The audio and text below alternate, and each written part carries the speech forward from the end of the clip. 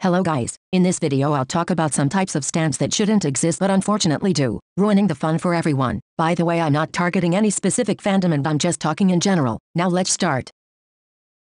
I have no doubt that some groups and artists get mistreated and mismanaged by their companies, and it's absolutely right discussing about these things and making people aware of certain injustices that are going on. But some type of stans take everything for a form of mistreatment. If their fave gets 2 seconds less of screen time than another member, they start considering it as a clear evidence of the company hating and sabotaging their bias. These type of fans think everyone is always conspiring against their favorite group, and it doesn't matter if the group is actually treated fairly well by the company. They will always focus on the negative aspects because their faves are mistreated and nothing will convince them otherwise. Real mistreatment is members getting beaten or harassed by people at the company, artists not receiving a proper payment, artists being forced to undergo plastic surgery and being forced to go on severe diets.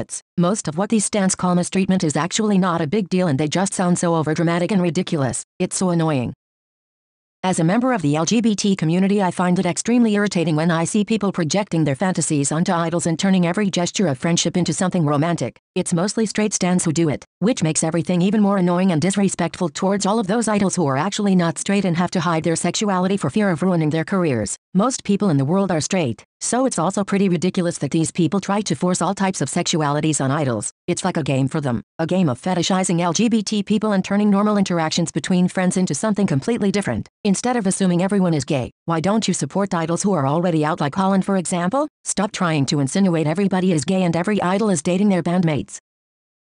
These types of fans are just as annoying since they try to erase and invalidate anything that could potentially hint at idols not being straight. Certain idols have said that gender doesn't matter to them, so why do you try to make it seem like they were just joking and we shouldn't take their words seriously? Luckily, there are companies who are more open-minded and allow idols to express themselves more freely, and even if they will still probably not allow them to come out, they don't try to censor them when they say things like this or when idols open up in lyrics they wrote themselves. It takes a lot of courage to even just hint at the fact you're part of the LGBT community, and it's super disrespectful when someone dismisses your words and doesn't take you seriously. In conclusion, stans who refuse the idea of their faves being gay should honestly start questioning their love for their bias, because if their sexuality is all it takes to make you stop supporting them, then it's better for them to lose a fan like you. Okay, so apparently standing underrated groups makes you a better fan, and if you also bias the most underrated member, that makes you even better. These stans will take pride in liking everything that is less common, whether it be an artist, a member of a group, a song, or literally anything that not a lot of people know or like. It wouldn't be a problem if these stans simply enjoy these things. The thing is that they have a sort of superiority complex that makes them think they're much better than those people who stan Blackpink and BTS. Just to make an example, they constantly rub in people's faces how they don't bias the most popular member as if they were doing a charity work by biasing the most underrated one. This exudes peak "I'm not like other girls" energy, and I find it quite cringy.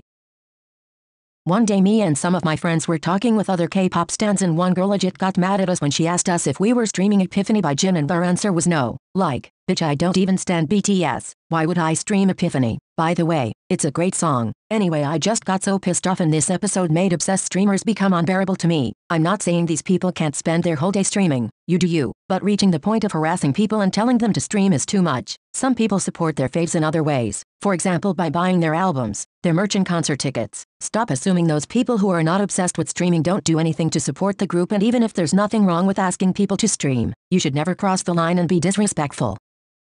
These stans seem to think their faves are the only group that struggle to get to where they are, which is not true because almost every group has gone through a lot of hardships during their careers. Some groups have lost members, some groups have been really mistreated by their companies, some groups have been on the verge of disbanding, some groups still don't see their talents being recognized to this day. You shouldn't brag about how much your group suffered. It's ridiculous that people seem to think that because their faves have been through a lot, they must be more deserving of success than others. If you love second gen and only stan groups of said generation, it's absolutely fine because you might just like those groups' sound and style better, and maybe you don't really vibe with more recent groups and songs. However, I can't stand it if these stans disrespect newer generations, because no, second gen wasn't better. There's not a better generation. Each one has its own charms, its own colors, its own pros and cons. Second gen supremacists should realize that time goes on and things change. The difference between second gen stans and third and fourth gen stans is that people who stan third and fourth generation groups will just not care about second gen if they're not interested, but they wouldn't attack older groups for everything, while second generation stans do exactly that all the time when it comes to rookies, and this is so immature. Okay, this is the end of the video. If you felt attacked, I'm sorry, but I don't care. Thanks for watching, and don't forget to like and subscribe if you enjoyed. Bye.